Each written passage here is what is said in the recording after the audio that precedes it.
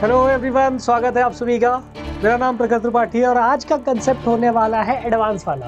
Last class में मैंने आपको बता रखा था कि बेसिक कितनी प्रकार की थी, सारी बेसिक कवर करा रखी थी। अब आज कुछ एडवांस के कॉन्सेप्ट जो डायरेक्ट यूज होते हैं एग्जाम में, उन पे फोकस करते हैं और थोड़ा सा ब्रीफ में समझते हैं कि वो डायरेक्ट यूज क्यों होते हैं। नाउ लेट्स आज क्या क्या देखने वाले। पहली चीज तो पहले तो एक इंपॉर्टेंट आती है फैक्टर थ्योरम। पहले बहुत इंपॉर्टेंट आती है फैक्टर थ्योरम।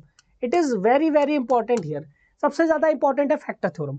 फिर स्पेशल डिटरमिनेंट कुछ होते हैं, उनके बारे में जानेंगे। फिर डिटरमिनेंट इन ज्योमेट्री, ज्योमेट्री में डिटरमिनेंट का क्या यूज है ये भी जानेंगे। देन क्रेमर रूल बहुत प्यारा सा आता है, उसके बारे में जानेंगे। नाउ लेट्स स्टार्ट, फटाफट आ जाओ। डिटरमिनेंट प्रॉपर्टीज ऑफ डिटरमिनेंट में जो एक स्पेशल प्रॉपर्टी हमारी रहेगी थी वो थी फैक्टर थ्योरम। अब फैक्टर थ्योरम अगर आप क्लास 9-10 की बात करें तो वहां पर फैक्टराइजेशन से भी आप फैक्टर थ्योरम याद आ रही होगी कि x इक्वल टू ए पूरी इक्वेशन को सेटिस्फाई करता था और उसकी वैल्यू 0 कर देता था। यहां पर भी एज इट इज ही है। जब मान लो अगर let suppose x equal to A रखने पर किसी डिटरमिनेंट की वैल्यू रखने पर any determinant is 0, x equal to A रखने पर वो डिटरमिनेंट वैल्यू 0 दे दे तो x minus A is a factor of that determinant. x minus A is a factor of that determinant. तो यहां पर दिया x बराबर a रखने पर 0 देता है, then x minus is a factor of d that determinant. तो डिटरमिनेंट याद रखना कैपिटल D से कुछ लोग डिनोट करते हैं, कुछ लोग ऐसे DET लिख देते हैं। Then both are similar, okay, both are one. तो दिस इज और प्यारा प्यारा डिटरमिनेंट थ्योरम। नाउ आगे की बात करें स्पेशल डिटरमिनेंट्स। आप कुछ स्पेशल डिटरमिनेंट्स है जिनकी डायरेक्ट वैल्यूज अगर आप याद कर लोगे तो आपका जो टाइम है, बहुत प्यारा सा जो टाइम है वो बहुत ज्यादा बचने वाला है। तो आई होप कि आप इसको करो तैयार, बिल्कुल तैयार करो ताकि आपका टाइम ज्यादा वेस्ट ना हो। सो पहला इसमें बात करें द एलिमेंट्स ऑफ रोज और कॉलम। तो ये चीज कंटिन्यू चलती रहेगी, या तो रो की बात करेगा या तो कॉलम की बात करेगा, तो उस चीज को ज्यादा हाइपर नहीं होने देना है, ठीक है। Now there is a thing in a cyclic arrangement. अब साइक्लिक अरेंजमेंट क्या है, देखो ये समझने के लिए एक बात बताओ। साइकिल का जो पहिया होता है वो ऐसे ऐसे ऐसे ऐसे ऐसे ऐसे ऐसे ऐसे ऐसे चलता रहता है।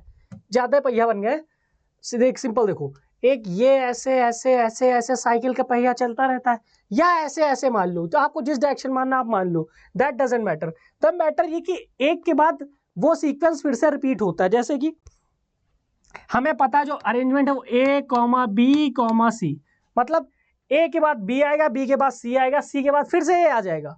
This is the cyclic arrangement. देखो यहाँ पर A B C, फिर अगर यहाँ पे B है तो B के बाद फिर C, C के बाद A के बाद A, फिर रो में देखो C A B, particular row and column की बात हो रहा है। किसी भी रो को उठा लो या किसी कॉलम, इस कॉलम को उठा लो, देखो B के बाद C, C के बाद A, इसको उठा लो C के बाद A के बाद B, तो C A के बाद B, एक साइक्लिक पैटर्न चल रहा है। आई होप आप ये चीज समझ गए होंगे साइक्लिक पैटर्न क्या है, कि सेम बार बार वही चीज आनी है। नाउ इसका जो डायरेक्ट आंसर होता है वो होता है ये, this is the direct answer. अब आप A cube plus B cube plus C cube का फॉर्मूला खोलना चाहो तो ये थोड़ा लंबा बन जाएगा, तो मैं तो कहता हूं इसको डायरेक्ट यहां से ही याद कर लो, minus A cube plus B cube plus C cube minus 3AB, this is the direct formula. और इसको और सिंप्लीफाई करोगे तो आपको एक ये इक्वेशन मिलेगी बहुत प्यारी सी, that minus A plus B plus C, A plus B omega plus C omega square, A plus B omega square plus C omega, जिसमें ओमेगा आपको सबको पता, आपने कॉम्प्लेक्स में पढ़ रखा है, it is a cube root of unity, ठीक है। So no need to worry about that. आगे फिर साइक्लिक डिटरमिनेंट ये हो गया। कुछ इंपॉर्टेंट डायरेक्ट डिटरमिनेंट्स है जिनकी वैल्यूज डायरेक्ट हमें पता होनी चाहिए, जैसे कि 0 minus B minus C minus B 0 A C minus A 0, इनकी डायरेक्ट वैल्यू 0 होती है। अभी आप इनको सॉल्व करोगे तो ये वैसे भी 0 दे देने वाले, तो आप यहीं से इसको याद करोगे इसकी डायरेक्ट वैल्यू क्या होती है, 0। सेकेंड बात करें 1 1 1 ABC BC AC AB, तो इसको एक क्या तरीके से क्या लिख सकते हैं, या तो ये हो या इस फॉर्म में हो, ABC A square B square C square last row में। डायरेक्ट इसका आंसर होता है, हमारे पास गिवन है A minus B, B minus C, C minus A। ये आपको डायरेक्ट याद करके आपके अपने टाइम को मैक्सिमम सेव करना है। ये याद कर लो, ये याद कर लो कि इनके डायरेक्ट आंसर ये होते हैं A minus B, B minus C, C minus A। क्यों, क्वेश्चन में जब डायरेक्ट आता है वहां पर यहाँ से आप डायरेक्ट वैल्यू उठा के ABC की वैल्यू उठा के यहाँ पे पुट करोगे तो सीधा आंसर आपको मिल जाएगा। ओके, जैसे कि 1 1 1 2 3 4, ठीक है, और लास्ट में दे दिया गया 4 9 16। तो आप मुझे बताओ, ये इसको आप सॉल्व करोगे जब तक, उतनी देर में आप यहाँ से ये नहीं पहचान लोगे ये पैटर्न बनना 1 1 1 A B C A square B square C square. तो ए बी सी क्या है, 2 3 4, डायरेक्ट वैल्यू रख दो, 2 माइनस 3 माइनस 1, फिर 3 माइनस 4 माइनस 1, फिर सी माइनस 4 माइनस 2 यानी कि 2 माइनस 1 प्लस, यानी कि डायरेक्ट 2 इसका आंसर आ गया यहाँ से। इतना टाइम ही नहीं लगाना, डायरेक्ट आंसर यहाँ से पुट कर सकते हो आप, ठीक। नेक्स्ट पॉइंट क्या है, नेक्स्ट है सिमिलर, फिर 1 1 1 ए बी सी। अब यहाँ पर जब क्यूब आ जाए, ऑलवेज रिमेंबर कि this is a important concept, when cube comes, when cube comes, जब क्यूब आ जाता है तब क्या होता है, तब होता है a minus B, B minus C, C minus A, it is okay. आगे का एक स्टेप बढ़ जाता है a plus B plus C, बस एक स्टेप बढ़ जाता है। मान लो यहाँ पर अब इनका क्यूब होता है, यहाँ पे क्या होता, यहाँ पर इनका क्यूब होता है, जैसे कि 2 का क्यूब 8, 3 का 27 और इसका 64। अब इसका आंसर क्या होता है, ये 2 तो हो गया यहाँ तक, फिर a प्लस बी प्लस सी यानी कि 2 इंटू 4 2 6 6 3 9, आंसर आ गया 18। डायरेक्ट इसका आंसर 18 आ गया। एक स्टेप की वजह से आपके क्वेश्चन को आप डायरेक्ट सॉल्व कर सकते हो with in the second, 15 second 10-15 second के अंदर आप इसका आंसर निकाल सकते हो फटाफट। तो this is the just main motto here to let you know the techniques for the advance that you can save your time. Okay, now 2 और हैं, 4 से 5, टोटल 4 से 5 है, मैक्सिमम कितने, ये जितने शॉर्टकट वाले फंडे हैं ये मैक्सिमम 4 to 5, 4 से 5 है, देखो 5 है यहाँ पर।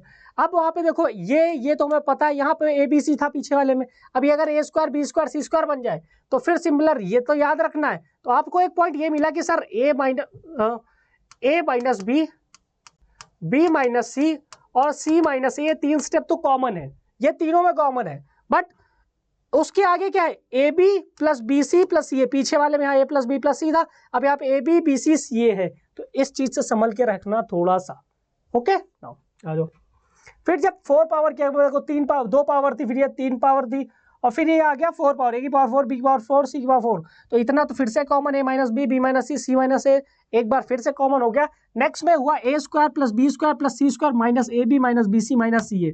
तो this is very very important to save your maximum time, ये सबसे ज्यादा इंपॉर्टेंट है आपके मैक्सिमम टाइम को सेव करने के लिए। नाउ आ जाओ,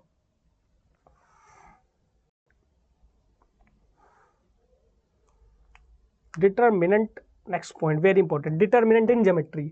अब ज्योमेट्री में डिटर्मिनेंट का क्या रोल है, तो यहां से हम लोग समझेंगे कि ज्योमेट्री में डिटर्मिनेंट का क्या रोल है।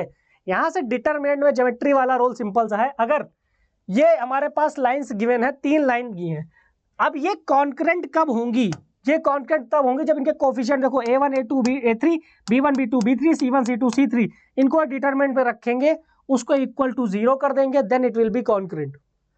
क्या ये बात आपके समझ में आई? हमारे पास सिंपल इक्वेशन गिवन है, हम उनके कोफिशिएंट से एक डिटरमिनेंट बनाते हैं, उन डिटरमिनेंट को 0 के इक्वल दिखाते हैं, then it will be like concurrent. I think it is clear to you. Okay, now next point की बात करें, this is the condition for the consistency of three simultaneous linear equation in 2 variables. 2 variable में x और y 2 variable हैं, उनमें से क्या 3 simultaneous linear equations given है, उनके लिए कंडीशन है। ओके, नाउ नेक्स्ट इक्वेशन, अब यहां पर आ गई एक straight line, ax plus 2hxy plus by plus 2gx plus 2fy plus c equal to 0 represent a pair of straight lines if this equal to 0। अब ये जो इक्वेशन है, ये पेयर ऑफ स्ट्रेट लाइन को कब रिप्रेजेंट करेगी, जब उसके ये कोफिशिएंट, ये उसकी ये इक्वेशन 0 दे देगी, A B C plus 2f minus A F minus B G minus C H equal to 0। अब ये कैसे आएगा, ये ऐसे आता है, देखो इसका एक तरीका होता है सिंपल सा। अब आप में से बहुत लोग ये चीज सोच रहे होंगे कि ये थोड़ा लेंदी लग रहा है, बट ऐसा है नहीं। ये इक्वेशन दिख रही, एज इट इज आपको इक्वेशन नहीं मिलने वाली, एज इट इज इक्वेशन। ये इक्वेशन आपको याद करनी है। आपका थोड़ा सा मैं यहाँ पर ज्ञान खोल देता हूँ दिमाग का, कि आप कहोगे सर अरे ये क्या हो गया, तो मैं सच्चाई आपको बता दूं, ये इक्वेशन आपको याद करनी होगी। You have to remember this equation, okay, otherwise ये चीज सॉर्ट नहीं होगी। ये इक्वेशन जब याद होगी तब क्वेश्चन में आपको एक इक्वेशन गिवन होगी, वहां से आप करोगे इसको कंपेयर। जब आप उसको कंपेयर करोगे फिर वहां से आप A B C F G H और सबकी value A B C F G H सारी वैल्यू यहां से कंपेयर करके निकालोगे, फिर इधर रखो या इस डिटरमिनेंट फॉर्म में रखो। ये बहुत ही स्पेशल फॉर्म है, A H G H B F G F C. इस डिटरमिनेंट में आप यहाँ पे वैल्यू पुट करोगे सारी कंपेयर करने निकालने के बाद इसको, देन उसको रखोगे 0 के इक्वल। तो this is the condition that represent a pair of straight line की equation pair of straight line को रिप्रेजेंट करेगी। आई होप ये थोड़ा सा टफ है बट एडवांस के लिए ऐसे ही पढ़ना पड़ता है, सो चिल। ओके नाउ अब यहाँ पे थोड़ा सिंपल सी आ गया है कि area of a triangle whose vertices are this x1 y1 this r बराबर 1 2 3 दिस। ये बहुत ही सिंपल है।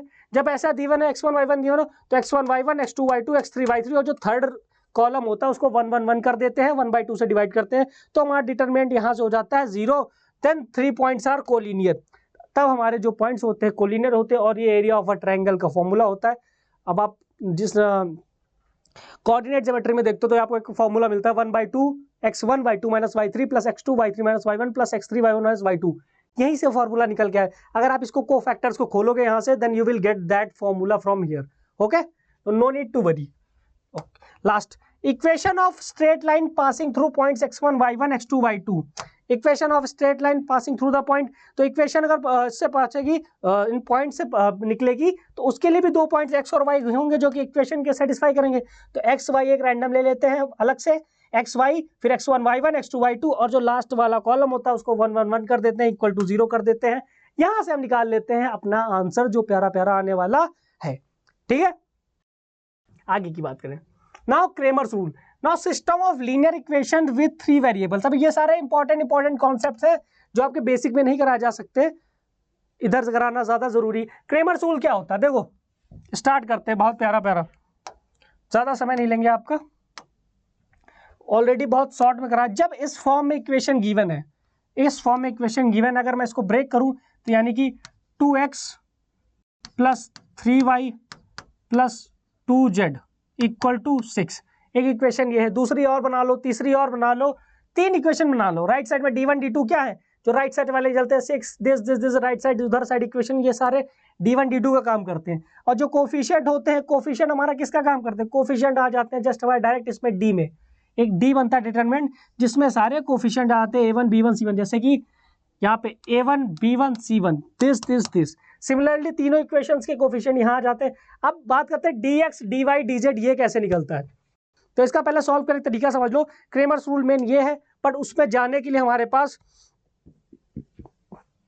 यहां से देखो, फिर से एक बार रिकैप करते हैं, माइंड थोड़ा सा ब्लफ हो रहा है आपका कि क्या जा रही।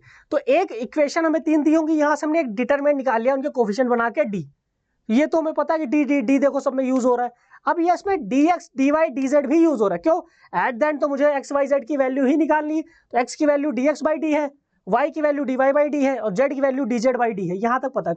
dx dy dz कैसे निकलेगा, तो dx ऐसे निकलेगा कि देखो जो पहला कॉलम है वो x का कॉलम मानो, दूसरा कॉलम है उसको y का कॉलम मानो, तीसरा कॉलम है उसको z का कॉलम मानो। इस तरह से काम करेंगे। तो ये x y z के कॉलम जब dx निकालते हैं, ध्यान देना, जब dx निकालते हैं तो एक जो बाहर वाले d1 d2 d3 हैं, ये d1 d2 d3 ये भी एक बाहर चलते रहेंगे x के प्लेस पे, x वाले कॉलम के प्लेस पे जब हम d1 d2 d3 रख देंगे then it will be like dx, क्योंकि यहाँ पे देखो x वाला कॉलम रिप्लेस हो गया, x वाला कॉलम a1 a2 a3 हट गया, d1 d2 d3 आ गया। जब हम dy निकालते हैं तो हम y वाले कॉलम को रिप्लेस कर देते हैं, then it will be dy। जब हम dz निकालते हैं तो z वाले कॉलम को रिप्लेस करते हैं किससे, d1 d2 d3 से, तो then it will be like dz simple सा।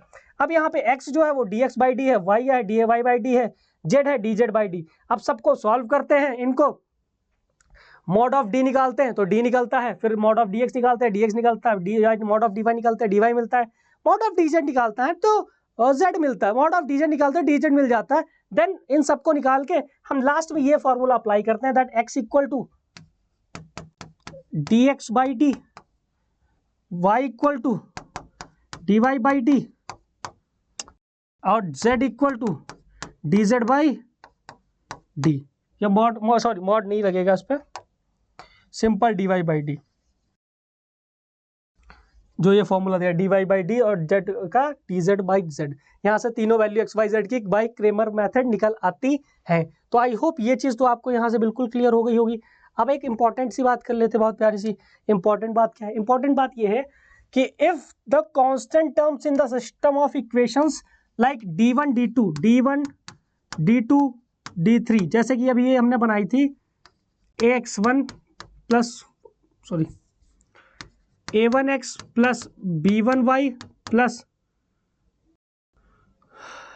c1z, a2x plus b2y plus c2z, फिर a3x plus b3y c3z equal to 0 0 0। पीछे क्या देखा था? पीछे हमने देखा था यहाँ पे d1 d2 d3 होते थे। जब d1 d2 d3 आर 0, ये सारे जीरोस हैं राइट साइड में, कुछ नहीं है, देन ये equation, then system is called homogeneous system of equation. तब वो होमोजीनियस सिस्टम ऑफ इक्वेशन हो जाता है जब आरएचएस हमारा पूरा कंगाल हो जाए, 0 हो जाए, then it is called homogeneous. तो ये चीज नहीं भूलनी है हम सभी को, ठीक है। नाउ अब यहाँ से एक सार निकलता है कि जो क्रेमर्स इक्वेशन है, क्रेमर इक्वेशन में डी कितना बड़ा रोल करता है। ये डी जो डिटर्मिनेंट है हमारा, डिटर्मिनेंट डी, ये कितना बड़ा रोल रिप्रेजेंट करता है? तो इसका सबसे बड़ा रोल ये है जब d does not equal to 0, D अगर 0 नहीं निकल रहा है तो हमें पता है इसका यूनिक सोल्यूशन आने वाला है। ध्यान देना बहुत प्यार से कि जब d 0 नहीं आ रहा है, d is not equal to 0, then it will give unique solution. ये सारे कंसेप्ट आपको भर भर के डायरेक्ट उसमें यूज करने को मिलेंगे, PYQ सेशन में मिलने वाले हैं। फिर ये तो हो गया एक कंडीशन जब d डज नॉट 0, जब d 0 है। अब बात करो d जब 0 है, तो d 0 होने के बाद अगर dx dy dz सारे 0 हैं, या dx dy dz are not all 0, मतलब कोई एक भी अगर उसमें नॉन 0 निकल गया तो वहां पे मिलेगा नो सोल्यूशन, वहां पे कोई सोल्यूशन नहीं मिलेगा, then it will give no solution. वहां पे कोई सोल्यूशन नहीं मिलने वाला, हम डायरेक्ट लिख देंगे। बट अगर dx dy dz सारे 0 हुए, मतलब d भी 0 और ये भी 0 है, then it will give infinity many solution, then it will give infinity many solution. ये बहुत सारे इन्फिनिटी मैनी सॉल्यूशंस देगा, बट कंडीशन होगी सिंपल सी ये। तो आई होप आपको ये एडवांस का सेशन बहुत प्यारा सा लगा होगा। Now I would like to have you on comment section, कि आप अपने कमेंट सेक्शन में आके बताओ चीज़ों को। मैं हर वीडियो में बोलता हूँ कि अपना डाउट्स, अब एग्जाम जितना नज़दीक आ चुका है उसमें आके डाउट अपना बताओ, वहाँ से कनेक्ट करो, कमेंट्स में बताओ, देन नेक्स्ट वीडियो में हम उसको क्लियर करेंगे, ठीक है। अब इसका नेक्स्ट आने वाला है PYQ, जिसमें हमारा मैट्रिक्स प्लस डिटरमिनेंट दोनों की क्लासें भर भर के आने वाली। So wait is over, then I hope you enjoyed this session very well. आपको सेशन बहुत अच्छा लगा होगा, काफ़ी क्विक सेशन था, ज़्यादा टाइम नहीं लगता है। छोटे छोटे लेक्चर्स में 20-20 मिनट के, 25-25 मिनट के, 15-15 मिनट के लेक्चर्स हम लोग ये चीज़ें कवर करा रहे हैं और आगे भी सारे चैप्टर्स को कवर कराएंगे। सो तब तक ले स्टे ट्यून्ड और मिलते हैं आप सभी से बहुत जल्द।